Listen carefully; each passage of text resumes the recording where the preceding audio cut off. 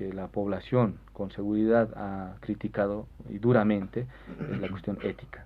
A ella bueno, ha ingresado, ¿no?, por sucesión constitucional, pero pues su mandato era de llevar esta etapa de transición de gobierno, ¿no? Tiene el derecho de volverse a postular, lo señala la Constitución, pero éticamente la población lo descalifica.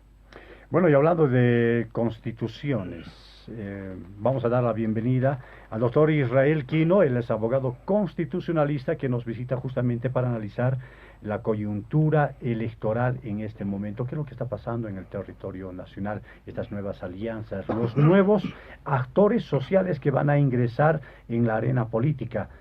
Tenemos, a propósito, doctor, muchas gracias, muy buenos días por participar con nosotros en este análisis político. Un buen día, Noel, agradecido por la invitación. También expreso un cordial saludo al licenciado Calizaya. Le decía, tenemos nuevos actores políticos y sin embargo tropezamos con lo mismo, los requisitos. ¿Son constitucionales? ¿No son constitucionales? Tienen que ver más con las normas nacionales, con el derecho fundamental de los derechos humanos. ¿Qué es lo que está ocurriendo en este momento en el territorio boliviano? Hablando básicamente acerca, por ejemplo, de esta postulación como legislador a senador por Cochabamba del señor Evo Morales, y el ingreso a la arena política nuevamente del ex prefecto de Tarija, el señor Mario Cosío, que ambos, a criterio personal, no deberían estar participando porque, de acuerdo a las normas, dice una persona para candidatear para cualquiera de estos cargos tiene que vivir en el lugar de origen por lo menos los últimos 2 años. Así es, Noel. Quiero empezar rescatando las palabras del licenciado Calizaya. Creo que es plausible y ponderable el hecho de que el gobernador de La Paz haya decidido declinar su candidatura, ¿no? Creo que en términos políticos es una decisión bastante acertada a partir de esta pluralidad partidaria emergente. Sin embargo, una de cal y otra de arena. Renace después de 15 años la Acción Democrática Nacionalista, que dicho sea de paso, ni siquiera tiene candidatos a senadores en 6 departamentos del país. O sea, ni siquiera tienen un militante en 6 departamentos del país. Libre 21 del expresidente Tuto no tiene inscritos senadores en 3 departamentos del país. Es decir, que no tiene siquiera un militante en la tercera parte de Bolivia. Entonces, creo que estos mensajes hay que interpretarlos y tomar decisiones sabias, ¿no? Creo que el pueblo boliviano está en la oportunidad en este tiempo electoral de generar y priorizar candidaturas para evitar esa dispersión del voto. Sin embargo, que yo la considero saludable a partir de la presencia multipartidaria de minorías, lo que no implica el hecho de trabar en el legislativo decisiones de un gobierno o generar ingobernabilidad legislativa. No implica la presencia de minorías aquello. ¿Qué ocurre con los requisitos constitucionales? Y yo, estimado Noel, creo que hay que también decirlo, tanto el exprefecto de Tarija, Cosío, como el expresidente Morales tienen todo el derecho de participar, lo mismo que la presidenta Áñez, ¿no? Tienen todo el derecho de participar. Y ahí una pequeña premisa que lo sostengo con total certeza. Creo que en Bolivia nos hemos acostumbrado a que se haga regla una excepción en la política, y es que los políticos en nuestra Bolivia no tienen palabra, ¿no? Lamentablemente esa es una realidad, pero nos estamos empezando a acostumbrar, pareciera que fuera normal.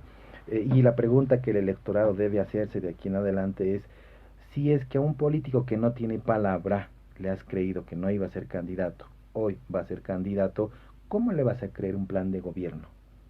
¿Cómo le vas a creer que vamos a cambiar la justicia, la salud, la educación? Pero tú dices, pero si vos has dicho antes que sí, que no eras candidato y ahora vas a decir, ¿cómo te voy a creer? Entonces un político que no tiene palabra va a facturar electoralmente su compromiso con la sociedad, esas sus decisiones. Vamos a los requisitos. El 149 de nuestra Constitución, Noel, habla de 2 años de permanencia con anterioridad a la circunscripción. Esa es la palabra que utiliza la Constitución. No habla 2 años de permanencia en el país. Habla de 2 años de permanencia en la circunscripción. En el caso del expresidente Morales, sí desearía postularse, que está en su derecho. Otra cosa es que cumple los requisitos. En todo caso, debería postularse por La Paz, porque él gobernaba desde La Paz. su residencia permanente está Así en La La Paz. Paz, ¿no? Sin embargo, postula por Cochabamba. Entonces, tanto por la primera o por la segunda causal, es con gran probabilidad que va a ser inhabilitado por el Tribunal Supremo Electoral a una lectura a priori, a una interpretación netamente literal de la Constitución. Lo mismo en el caso del ex prefecto de Tarija, que va por Creemos, por la alianza de Camacho Pumari. Si bien él está postulando a una candidatura a ser primer senador por Tarija, incumple el requisito de residencia permanente. Él ha estado refugiado en otro país, entiendo que en el Paraguay. Entonces, incumple el requisito también, ¿no? Pero así como el Tribunal Supremo Electoral tiene toda la atribución constitucional de inhabilitar candidatos a asambleístas nacionales, también lo puede hacer a los binomios presidenciales. Y aquí hay que analizar también dos situaciones muy particulares en el país. Primero, en relación del actual candidato presidencial por el Movimiento al Socialismo, el exministro de Economía, que fue un solicitante de asilo a la Embajada de México del país. Y en realidad, en tanto y cuanto estaba asilado, vivía en la Embajada de México. Luego salió con un salvoconducto que se le entregó hacia el Perú. Es decir, que ya jurídica y formalmente cambió de residencia, ¿no? Pidiendo asilo a México, ¿no? Entonces, y el Tribunal Supremo Electoral deberá interpretar si tiene en el caso de los presidentes candidatos, 5 años ininterrumpidos de permanencia en el país para postular a una candidatura presidencial. Este lapso de tiempo, doctor, involucra los últimos periodos o los últimos días que tiene que estar viviendo en el territorio nacional. Sí. Es decir, el señor Luis Arce, al igual que el expresidente Evo Morales y otras autoridades, estuvieron fuera del territorio nacional en los últimos días, por lo menos los últimos 2 meses, ¿sí? ¿no es cierto? Así es. Entonces, esto los inhabilitaría solamente interpretando a letra muerta lo que dice la Constitución. ¿Cuál es el requisito para que un Estado otorgue asilo a un ciudadano extranjero? Que le otorgue residencia permanente, ¿no? Uno no puede solicitar asilo en un país Por una semana. Extranjero o pedir o ser asilado y estar andando por los demás países en la región. No tiene que tener residencia permanente, sino el asilo es territorial. El asilo no es multiestatal, ¿no? Entonces, ya se hizo en el caso del ex ministro de Economía, solicitó asilo a México el año pasado. Se le otorgó un salvoconducto. El Estado boliviano le otorgó un salvoconducto para que salga hacia el Perú. Jurídicamente, si yo tengo mi residencia en el país, en La Paz, Cochabamba, Santa Cruz, en el caso del presidente se aplica a la circunscripción nacional. Yo vivía en la ciudad de La Paz, ¿no? Como él era exministro de Economía en la ciudad de La Paz. Pero en el momento en el que pide asilo, entonces está diciendo me cambie de residencia, ¿no? Entonces, solicita ese estado, que es además un instituto del derecho internacional público.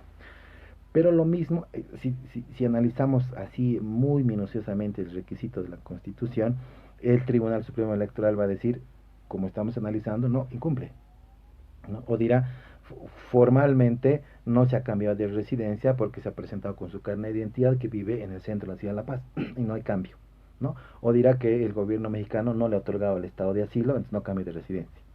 No van a pedir una certificación seguramente al Estado mexicano por ese lado. Pero también, ¿qué cosa va a interpretar el Tribunal Supremo Electoral? Si la actual presidenta candidata cumple el requisito de no renunciar al cargo en razón del 238.3 de la Constitución, que si bien plantea una excepción para la no renuncia a la candidatura presidencial en el caso de presidente y vicepresidente, solamente se aplica este artículo en concordancia al 168 de la Constitución, que dice reelección. Para evitar vacío de poder, es que este artículo, el 238.3, se establece, ¿no? Y dice, no, para evitar el vacío de poder, no tiene que renunciar, excepto presidente y vicepresidente. Pero, también plantea la Constitución, hacia cargos electivos. Y la pregunta que se hará el Tribunal Supremo Electoral es si la actual presidenta en transición fue elegida para ser presidenta, ¿no? Ella fue elegida para ser senadora. Exactamente. ¿No? Entonces, estas dos situaciones, como decíamos, una de cal y una de arena, tanto para el MAS como para la agrupación Juntos, el Tribunal Supremo Electoral va a interpretar la Constitución y dirimir si habilita ambas candidaturas o observa alguna de las dos o por ahí las inhabilita. ¿no? En el caso de las presidenciales, pero además en el caso de las asambleístas plurinacionales, también, en el caso de Cochabamba por el MAS, pero en el caso de Tarija también por Creemos, de Camacho. Entonces, un rol sumamente importante va a jugar el Tribunal Supremo Electoral en este tiempo, que son más de 2020 nombres que tiene que analizar los requisitos formales para habilitarlos, y será hasta el próximo 23 de febrero, cumpliendo la actividad 34 del calendario electoral, en la que el tribunal dirá: estos son los habilitados, y lo va a publicar en su página web. A partir de ahí ya tenemos la carrera electoral. Ahora, ¿qué pasa con esta solicitud que está exigiendo a través de una carta, y usted la conoce al igual que el doctor Calizaya, que van a ser enviados hasta la Corte Interamericana de Derechos Humanos para que se tenga una certificación de que el señor Evo Morales pueda participar como candidato por el movimiento al socialismo durante la elección de legisladores nacionales?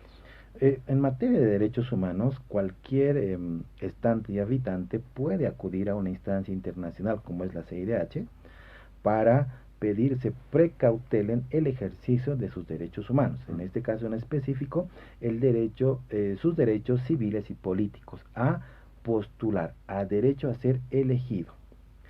Esto en razón de la naturaleza de la solicitud en materia de derechos humanos.